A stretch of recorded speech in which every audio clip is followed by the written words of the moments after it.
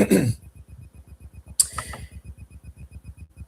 guys, how's it going? It's your boy M.K. back with another video, and welcome to the fourth and final part of the M.K.S, as I jokingly call it, Millionaires, mere Dyslexic Millionaires Network even. Hope you enjoy it. As I mentioned before, this will be part of what I call Millionaires Network, which I hope to talk about ASAP, possibly in January maybe, or if not, if I'm really lucky or blessed before that. Not that I believe in luck or anything like that, but anywho, this is the fourth and final part, as I say, and I didn't get round to finishing off this yesterday, so I did quite well to get parts 1, 2, and 3 done, I guess. But yeah, so it wasn't too bad, I guess. But unfortunately, I didn't get around to this.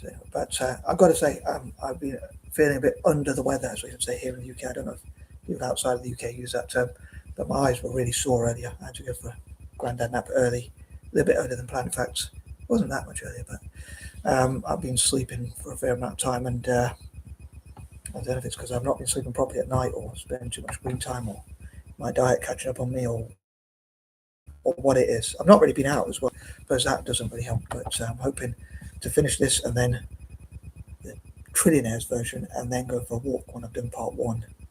Symbolic, I think, of like going for a walk, which reminds me of the number 11. But anyway, sorry, I'll try not to waffle, I promise. But yeah, I was wondering which screen to focus on. I'd love to do split screen, as I mentioned before, but I don't want YouTube or Facebook to, preferably, I hope they won't delete my channel and profile respectively. So I'm thinking if I do a split screen thing, which was an option given to me recently, YouTube seems to get a suspicion when I do that. I don't know if that's just coincidental or whatever, but I mean, I could try it, but I don't want to risk like losing my channel. But anywho, and I'll record on both just in case, like, so there's at least a copy somewhere. But yeah, so this is part 4, and as per usual, I thought the easiest way to do it, and I like things to be nice and easy, is to talk about what I hope to achieve in the future with this idea of mine. So yeah, here goes.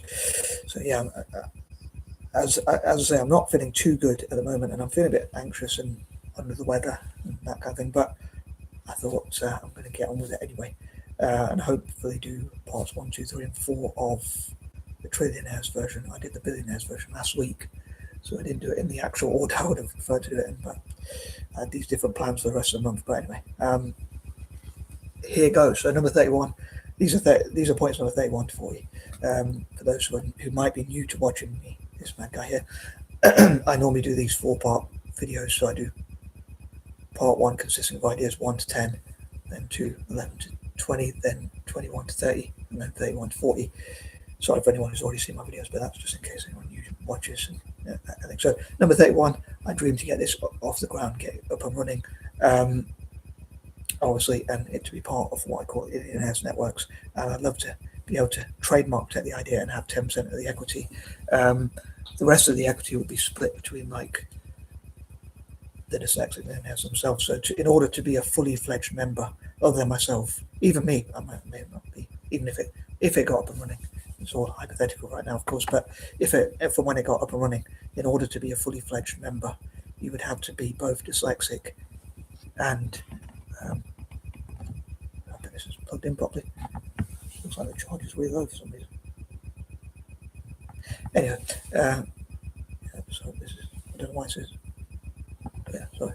I think I unplugged the charger, so it takes a while to charge, but it doesn't. It's charging up.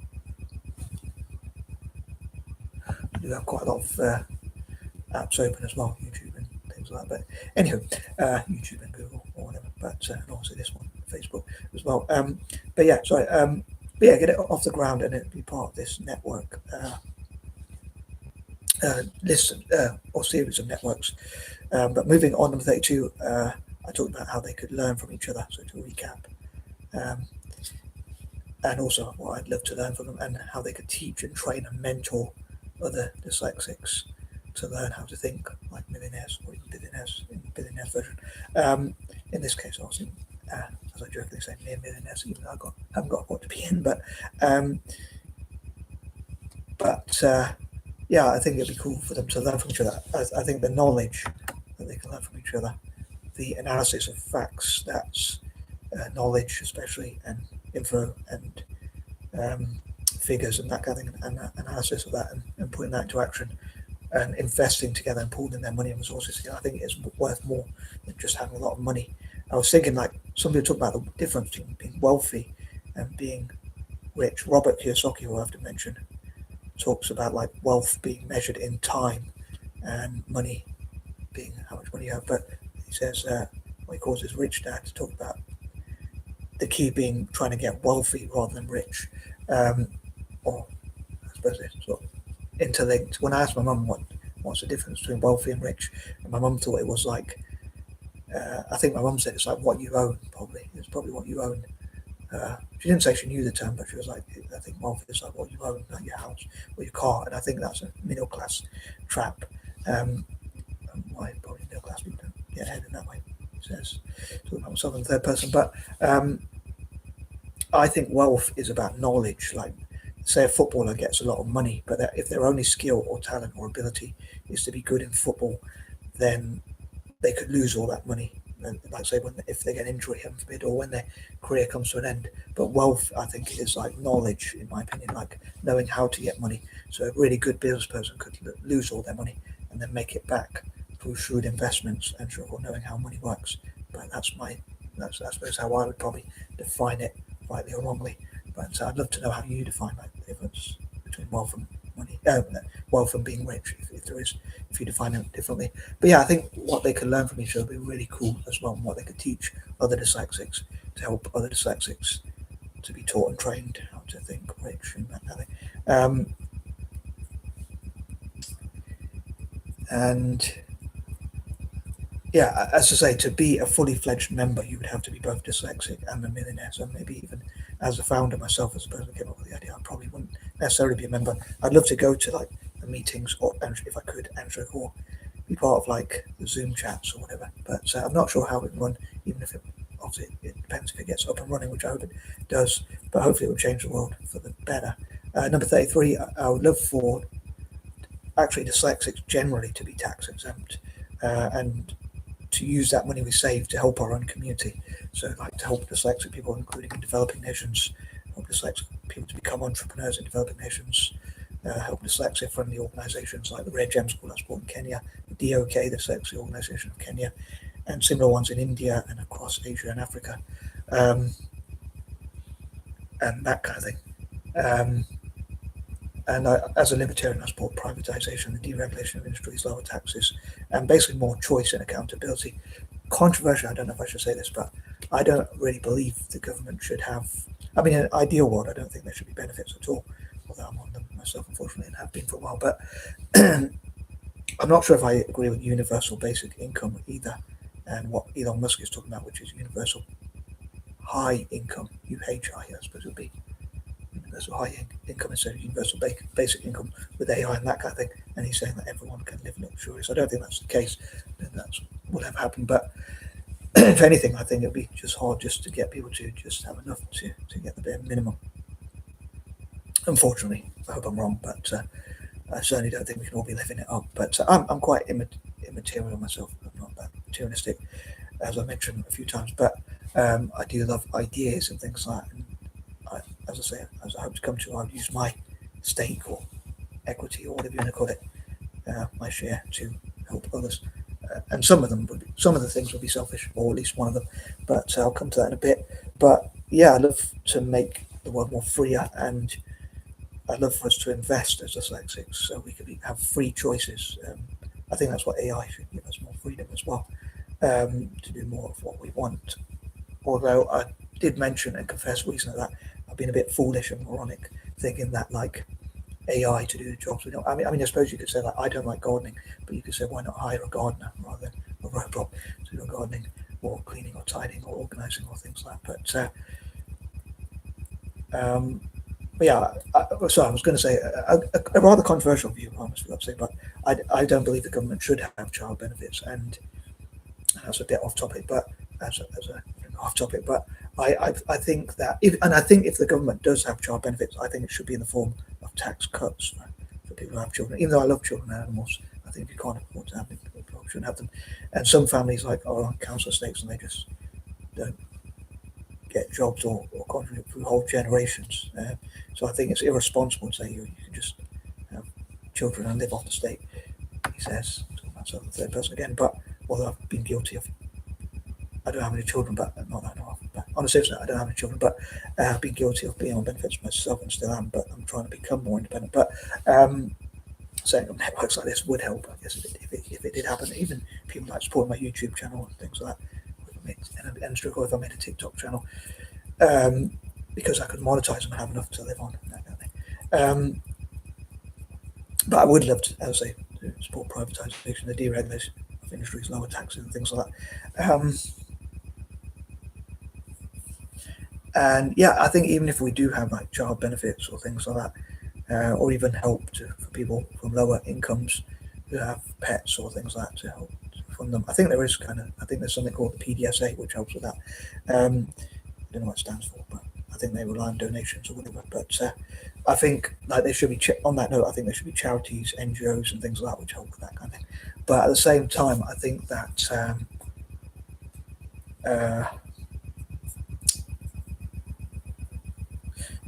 it should be vouchers. That's what I'm going to say. Sorry. I think even if like the government helps the people who have children from lower income levels or whatever child benefits, I think it should be like vouchers where you have a certain amount of money where you can spend it on like baby food, diapers, nappies, or whatever, as we call them here in the UK. I think they call them diapers in America, of course, but in fact I know they do. But,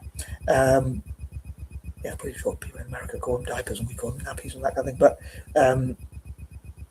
when I said to my friend in America something about nappies, they're like, what on earth are nappies? But yeah, I think like affording like children's clothes, nappies, diapers, or whatever you call them, that kind of thing, I think that should be through vouchers rather than the state having to pay. Like, so that means parents wouldn't be able to spend it on themselves; they would have to spend it on their children to make sure that money actually goes to the children who are supposed to have it.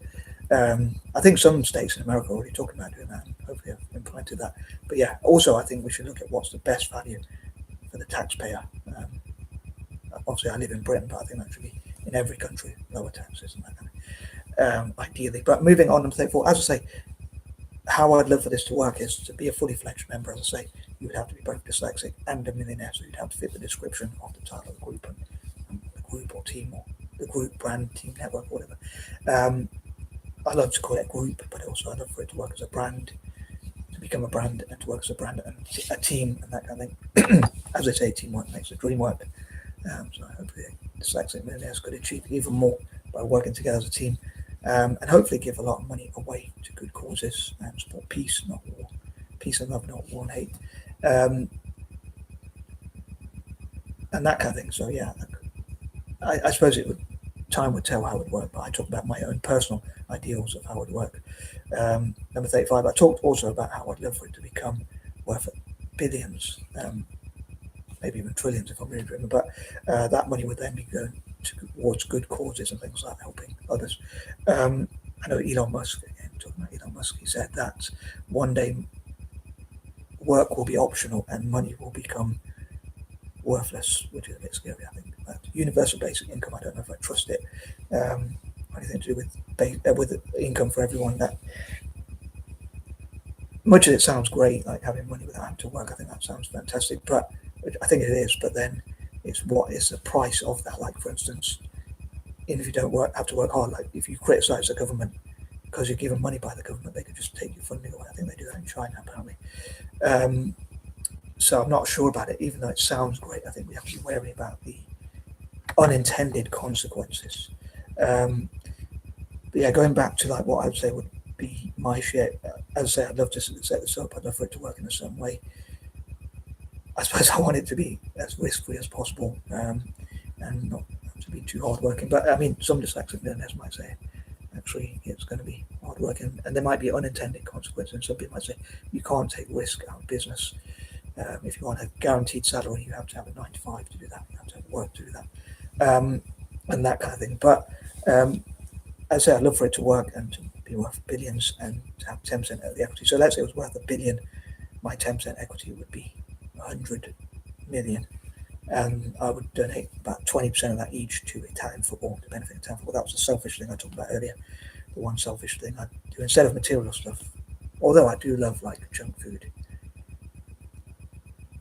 eating at nice restaurants that taste nice and that kind of thing, Indian restaurants and that kind of thing mainly, or Turkish or whatever. And sometimes going to pubs and bars and things like that. Although I don't drink alcohol, but yeah, also benefiting Celtic. Um, if I could encourage the group, in fact, the group, the Millionaires themselves, I'd love to encourage them to invest into, and even donate to, and certainly sponsor and invest into. Donate to would be hard, really hard to push them to, I guess, but invest into and sponsor. And again, if I could really push them to donate to even Celtic as well as the town, to build pitches like spaces and places for sport, and hopefully, if the network helps them to make even more money or achieve even generally just achieve more of what they want, make money and or achieve more of what they want, make even more money and achieve more of what they want, and that kind of thing, it would be. They would be thankful and invest into a town for one Celtic. And also, I'd love for them to support libertarianism, which I guess would benefit rich people because like lower taxes, privatization and deregulation of industries, lower taxes, and that kind of thing, I think would benefit rich people. Though I'd love for everyone to be more freer, pretty much, generally speaking, or as many people as possible. The greatest amount of freedom for the greatest amount of people, and even living things and whatnot. Although it's a bit of a dilemma when my cat wants to go out and I don't want to be in danger. But I suppose it's freedom versus safety. It's a difficult balance to get those right. Also, I'd love to support former colonies. Again, I give 20% supporting people from former colonies, including dyslexics in those countries like Malaysia, India, Indonesia, South Africa, Singapore, and all over Africa and Asia, Kenya, Ethiopia, even China and places like that. And emerging market economies, Latin American countries, and that kind of thing. Ireland is another one, for instance, especially diverse parts of Ireland and that kind of thing. And to tackle poverty, alleviate suffering, and that kind of thing, spread peace, love, joy, hope, and happiness, but especially, I would say, in a libertarian way. And number 36, I say I'd still love 4 dyslexics again. 46. Moving on. Number 37, as I say, to invest into town football and to Celtic. Only problem is I'd love for Celtic to do well quite quickly. I suppose this might take a while, but I sort of want it done yesterday. I'm not the most patient, which is one of my weaknesses. I suppose to me, I say impatience is a virtue for me, but maybe not. But yeah, I'm a bit worried about like Celtic doing quick. I'd love to set this up like yesterday, so to speak, or yesteryear. But yeah, these sorts of networks and ideas and whatnot. But yeah, to invest into Celtic. I know I mentioned that it could be that this would even be even quicker. Sorry, make even more money than maybe the Billionaires version, perhaps, because there'd be more members. So put together, because there's more of them, even though they have less money, it might be worth even more. Perhaps, what was I saying? Millionaires, part jokingly, as I say. Obviously, that's a bit like tongue in cheek or whatever, because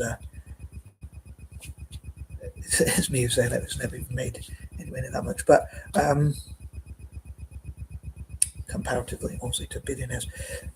But yeah, also, I think that if you could find easy ways to do things, I wonder why you would work hard. If I work harder on things, I'd want to know the end result is going to be worth more. Yeah, I was supposed to throw in these. Yeah, when I came up to point number 36 and number 37, I almost forgot. Number 38, I dream that, I say, they'll encourage each other, achieve a lot more together, and build support funding for like African nations and India and places like that to build robotics, which will benefit their countries hopefully, but also benefit humanity. What I call ethical AI, but also an ethical robots, and also helpful AI and helpful robots. So ethical/AI, ethical/helpful AI, and ethical/helpful robots. I realised as well I haven't eaten all day. That's probably one reason why I'm feeling a bit under the weather. I've got to get something to eat as well. So maybe after this I have to get something to eat. Anyway, nice. But yeah, which I hope would also benefit African economies and help dyslexic people in Africa and Asia, and Latin American countries and that kind of thing to achieve more and basically help poorer people as well, generally. Number 39, I'd love to know what you think something like this could achieve and whether it could be ethical. As I say, I thought of names for AI / robotics, or the specifically the robotic side of AI, in terms of